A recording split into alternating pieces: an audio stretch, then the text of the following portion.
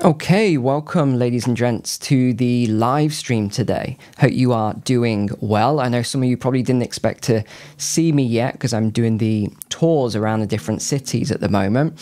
I don't know if you managed to catch yesterday's tour yet, but quite an interesting video if you haven't seen it already. Make sure to watch that. So today then I have no notes basically. I'm just going to be talking on three main topics. These three topics I'm going to mention obviously what happened last week, very terrible thing. I'm also going to talk about the parade on Saturday and a lot of the media corruption around the coverage. And then thirdly, I was thinking earlier today about, as you know, my brain works in patterns. And I was thinking earlier today about all of the incidents that we're seeing at the moment. And the more I was thinking about it, the more I was going through all of my notes, because I use digital as well as written notes. And I realized there's a pretty shocking pattern taking place at the moment. And I really feel that something shifted last week. I'll be watching the chat as we're going along here, so please drop some comments in the chat here. I'll keep an eye on it. But I want to know, do you feel that something shifted last week as well? And again, I'm not just talking about the incident with Charlie Kirk, just absolutely. I mean, I honestly couldn't even stream. You look at the people that were streaming or making videos last week.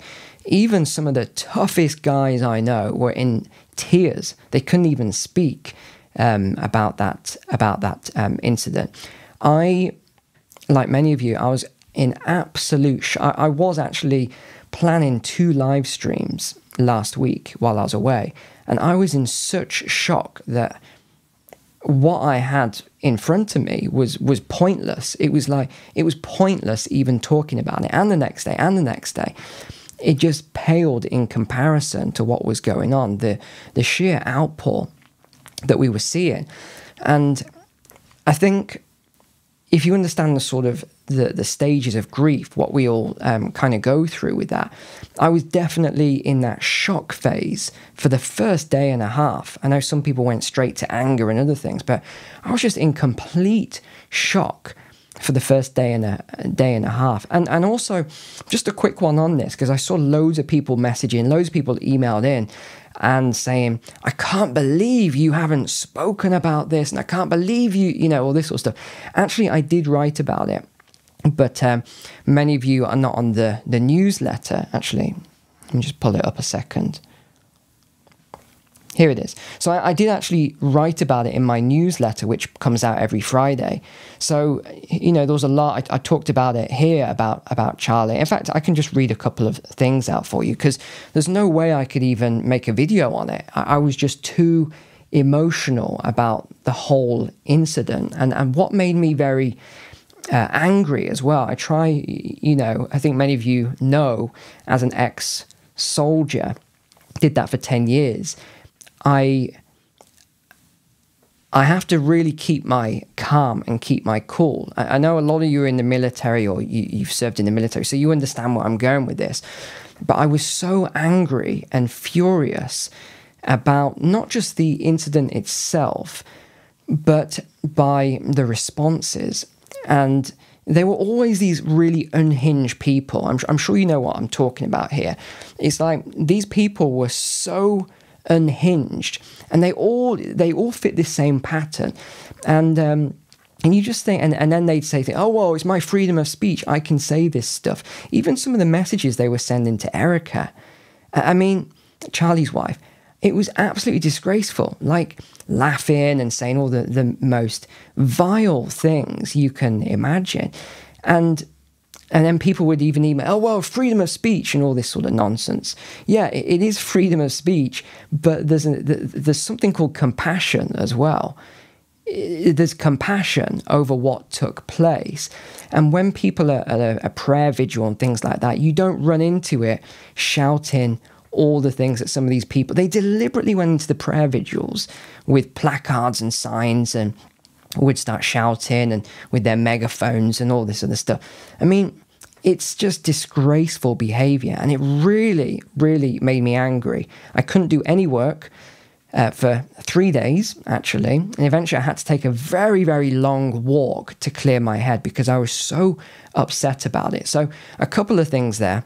Number one, I did post about it just for those people who were for some reason upset with me that I didn't make a video about it or whatever. I did write about it because that is how I sort of dealt with it. I wrote about it.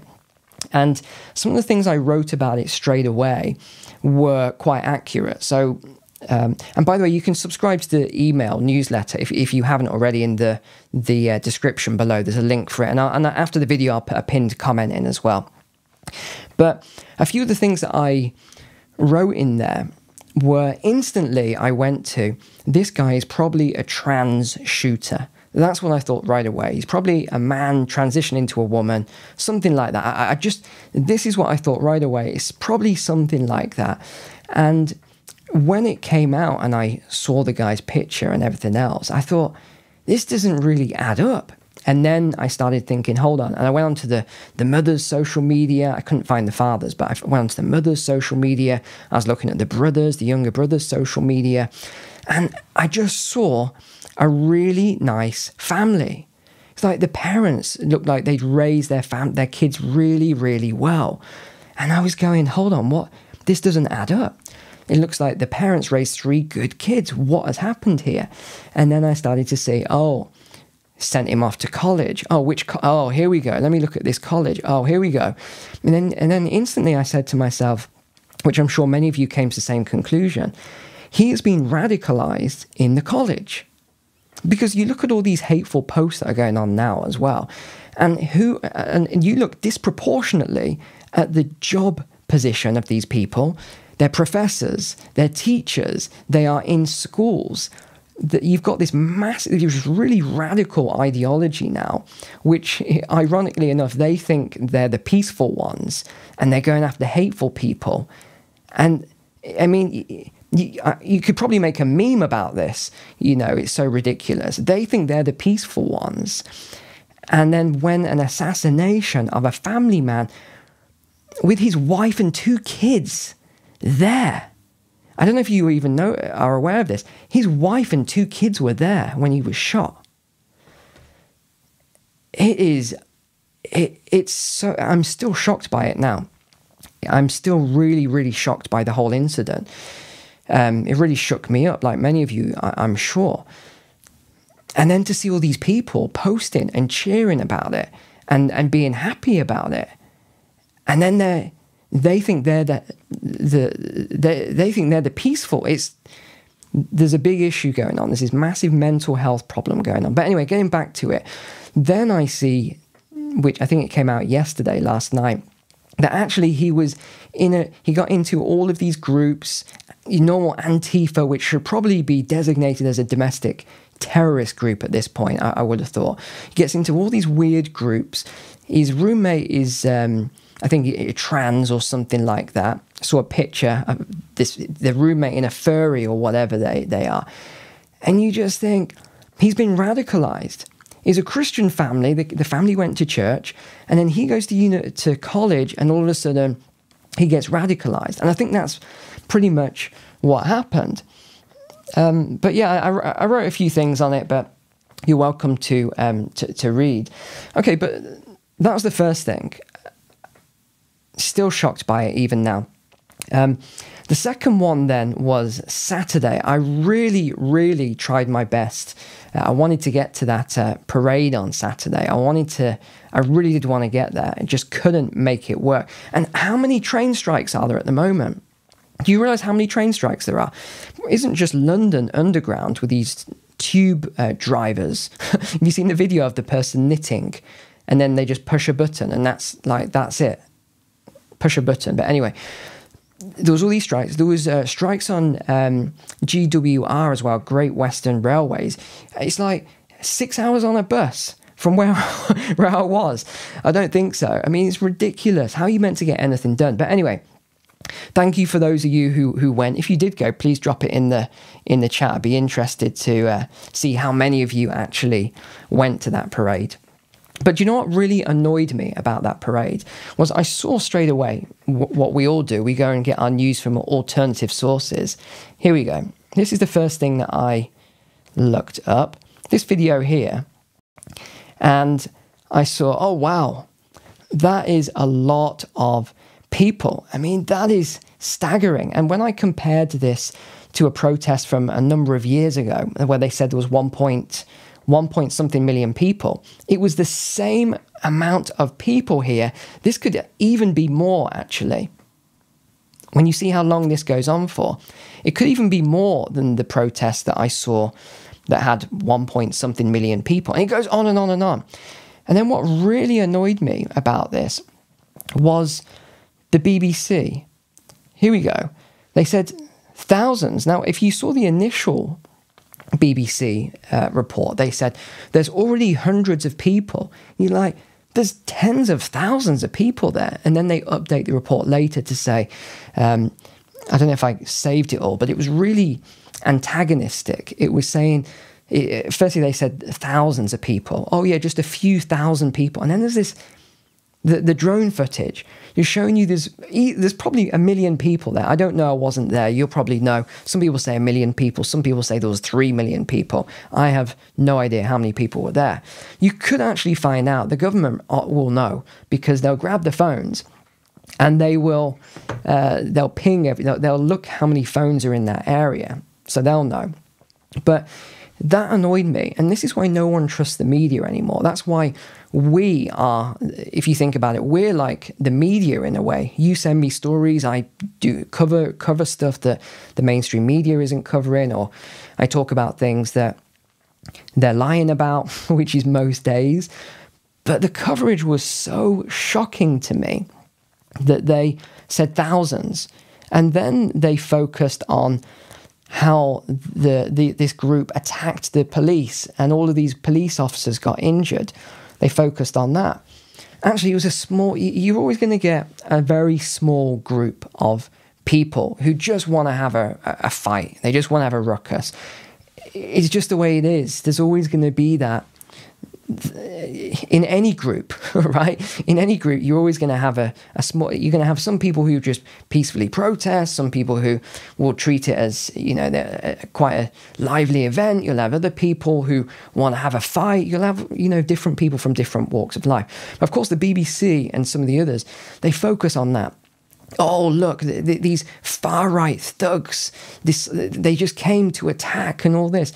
They didn't cover the fact that the police actually burst in and moved in the Antifa crowd as well, with their signs that were all, as usual. Remember, we covered this. I actually did that very mini investigation for you.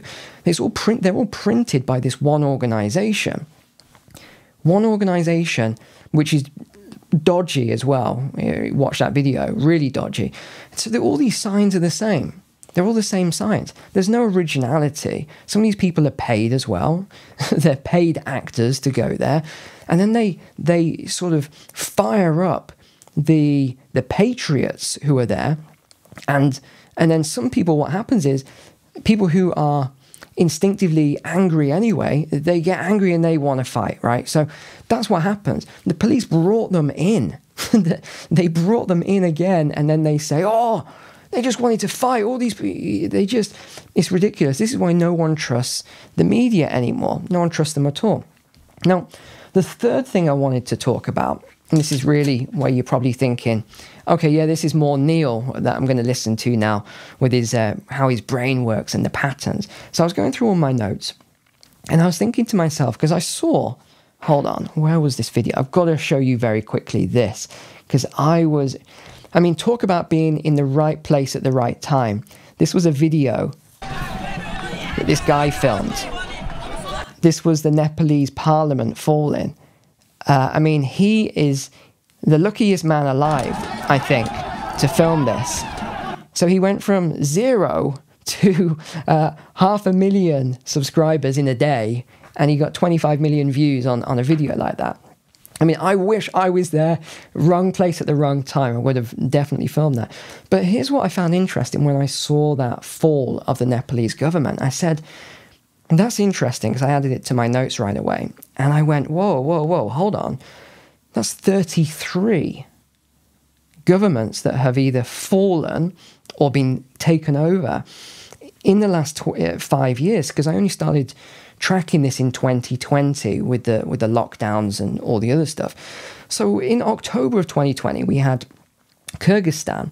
So this was a lot of civil unrest, and the leader resigned. November 2020 was Peru. This was the impeachment and removal of the president. January 21, Italy. Do you remember Italy? The cabinet collapsed. April 21, Chad. This was a military coup. Mali then took place just 1 month later. That was another military coup. And then in July 21, this was Tunisia. This was the president was dismissed. August 2021, we can't forget this. This was Afghanistan, when the Taliban ran through and they took control back again. And Biden just said, everybody abandon ship. Nothing we can do. Leave all the equipment. You still can't believe that happened, but it actually did. And then there was September, that was Guinea. That was a military takeover. Romania in October 21, the cabinet collapsed. Austria in October 21 as well, leadership collapse. Sudan was a military takeover. So in 1 month, 3 governments collapsed. We then had January of 2022, that was Kazakhstan, so another Stan country. The government had to resign because there was civil unrest. And then we had Burkina Faso. I did a video on that. That was Jan 22. Remember, even Israel, the cabinet collapsed in June 22. So did Bulgaria, the cabinet collapsed in June 22. And then Sri Lanka, that was the big one, if you remember that, in July of 22. That was a crazy one. Italy again, cabinet collapse. This goes on and on and on. I'm only at number 18 here. Then there was Montenegro, Burkina Faso. Do you remember October 2022, if you're from the UK? That was the leadership collapse. That was that Liz Truss had to collapse, basically, because of what was happening with the bonds and the gilts and everything else. Then we had Peru, impeachment. Slovakia collapsed. Netherlands was a collapse. That was July 23. Niger was a military coup. Gabon, military coup. Okay, so you see where I'm going with this. And then recently we had the South Korean. That was just in December. Netherlands collapsed. France just collapsed as well. That was just a few days ago. So I was off by 4 days. I've got to...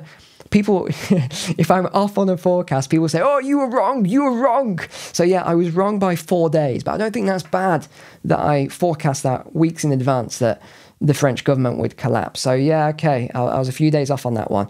And then Nepal, the next day after France, actually collapsed. So here's my question. Is something bigger going on? Because I feel as though it is at the minute. I feel as though we're seeing this massive shift, and it really hit home for me last week. That's when it really hit home for me, and I saw people that don't usually post, don't usually speak out, were saying enough is enough. And I really feel that we've seen that shift now. I'm going to be reading all the comments afterwards as well. So I'll be reading all the comments. I'll read every single one on today's video just because I want to make sure to read all of your comments. And then this week, then I'll be heading back out. I'm going to start, go back on and continue the city tours. But I was able to this week really get them all planned out. It took a ridiculous amount of time. I did some recce's and did some other things. Some cities just are not bad enough, I don't feel, to make that top 10 list of bad cities. So it's going to be very interesting. Stay tuned. Definitely check out yesterday's video. Interestingly, it's the highest, what's known as AVD, average view duration and retention rating, that of any video in the last year and a half, I think. So people obviously like it. Definitely check that out. It's a bit of a longer video, so take some time to watch it. And apart from that, thank you so much for being online here. Really appreciate you. Thanks for being subscribers as well. I always forget that one, don't I? And join the email as well, so that you can always get my email every Friday with everything, all of my thoughts.